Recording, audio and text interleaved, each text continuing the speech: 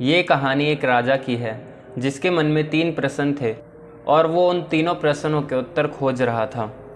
तो एक बार राजा के मन में आया कि यदि वह इन तीनों प्रश्नों के उत्तर खोज लेगा तो उसे कुछ और जानने की आवश्यकता नहीं रहेगी। पहला प्रश्न, किसी भी कार्य को करने का सबसे अच्छा समय क्या है? दूसरा प्रश्न, किन व्यक्तियों के साथ कार्य करना सर्वोचित है?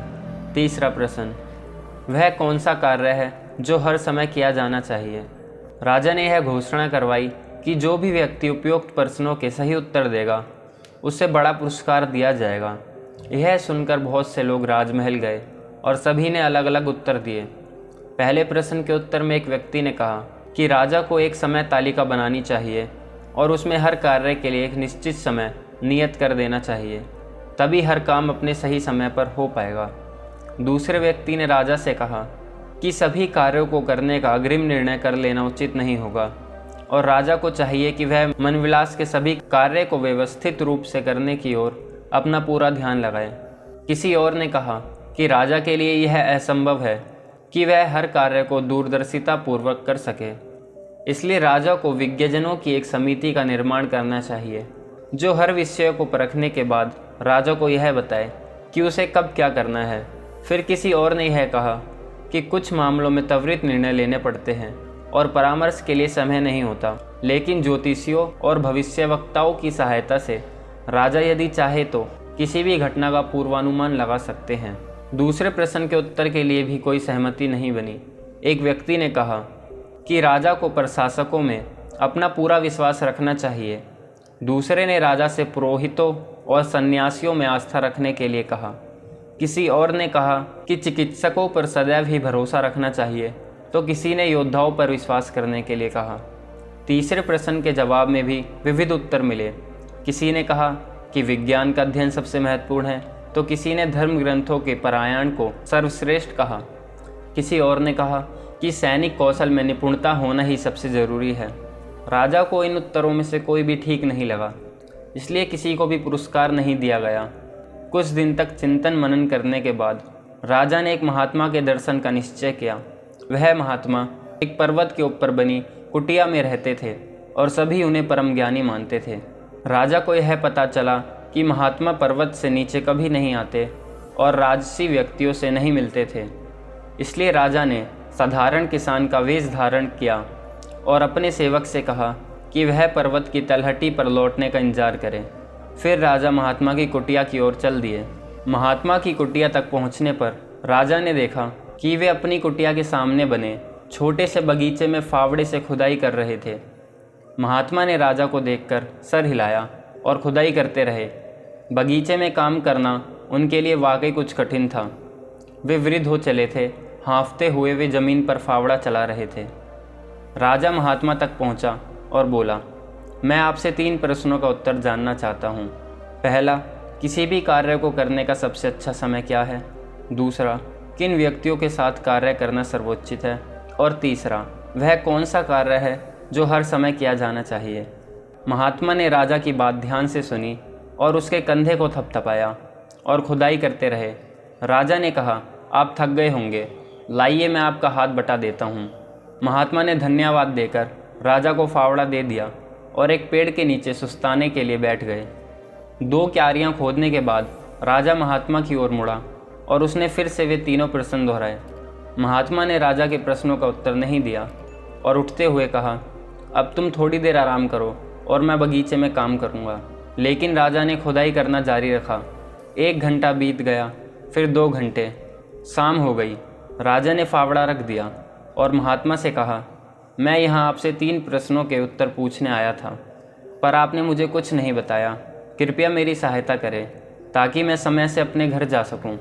महात्मा ने राजा से कहा, क्या तुम्हें किसी के दौड़ने की आवाज़ सुनाई दे रही है? राजा ने आवाज़ की दिशा में सर घुमाया। दोनों ने पेड़ों के झुरमुट से एक आदमी को उनकी ओर भागते आते देखा। वह अपने पेट में लगे घाव को अपने हाथ से दबाए हुए था। घाव से बहुत खून बह रहा था।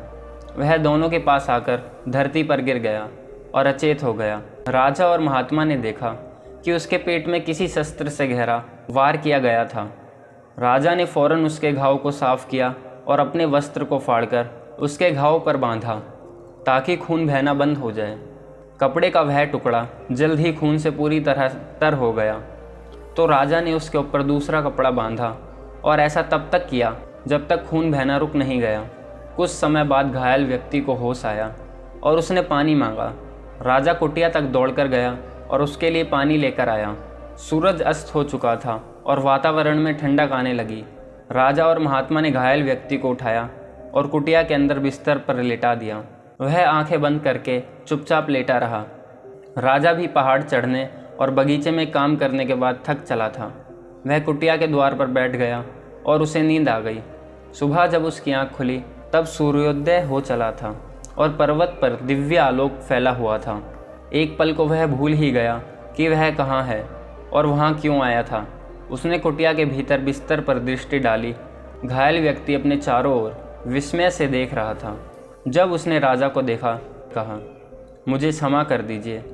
राजा ने उससे पूछा, लेकिन तुमने क्या है और मुझसे क्षमा क्यों मांग रहे हो? आप मुझे नहीं जानते, पर मैं आपको जानता हूँ।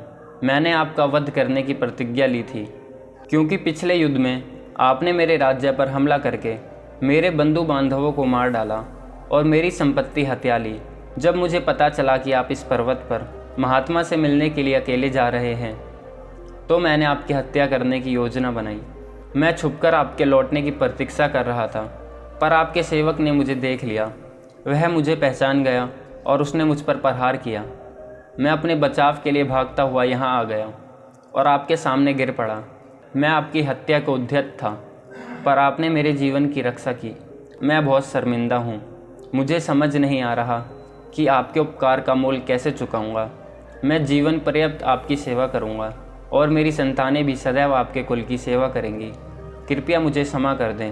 राजा यह जानकर बहुत हर्षित हुआ कि प्रकार उसके शत्रु का रूपांतरण हो गया। उसने न केवल उन्हें क्षमा कर दिया, बल्कि उसकी संपत्ति लौटाने का भी वचन दिया और उसकी चिकित्सा के लिए अपने निजी चिकित्सक को बुलावा भेजा। सेवक को निर्देश देने के बाद राजा महात्मा के पास अपने प्रश्नों का उत्तर जानने के लिए दोबारा आया। उसने देखा महात्मा पिछले दिन खोदी गई क्यारियों में बीज बो रहे थे।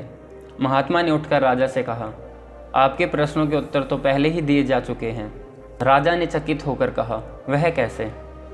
तब वो कहते हैं, कल यदि आप मेरी वृद्धावस्था का ध्यान करके बगीचे में कार्य करने में मेरी सहायता नहीं करते, तो आप वापसी में घात लगाकर बैठे हुए शत्रु का शिकार बन जाते। तब आपको यह खेद होता कि आपको मेरे समीप अधिक समय व्यतीत करना चाहिए था। अतः आपका कल बगीचे में कार्य करने का समय ही सबसे उपयुक्त था। आप जिस स्वार्थिक महत्वपूर्ण व्यक्ति से मिले, वो व्यक्ति मैं ही था और आपका सबसे आवश्यक कार्य था मेरी सहायता करना। बाद में जब घायल व्यक्ति यहाँ चला आया, तब सबसे महत्वपूर्ण समय था जब आपने उसके घाव को भली प्रकार बांधा। यदि आप ऐसा नहीं करते तो रक्तस्राव के कारण उसकी मृत्यु हो जाती। तब आपके और उसके मध्य मेल मिलाप नहीं हो पाता। अतः उस क्षण वह व्यक्ति स्वार्थिक महत्वपूर्ण था और उसकी सेवा करना सबसे आवश्यक कार्य था। स्मरण रहे, केवल एक ही समय स्वार्थिक महत्वपूर्ण है और वह समय यही है। इसी क्षण की सत्ता है, इसी का प्रभुत्व है। सबसे महत्वपूर्ण व्यक्ति वही है जो आपके समीप है, आपके समक्ष है, क्योंकि हम नहीं जानते कि अगले क्षण हम किसी अन्य व्यक्ति से व्यवहार करने के लिए जीवित रहेंगे भी या नहीं। और सबसे आवश्यक कार्य यह है, आपके समक्ष उपस्थित व्यक्ति के जीवन को सुख शांतिपूर्ण करने का प्रयास किए जाएं, क्योंकि यही मानव जीवन का उद्देश्य है।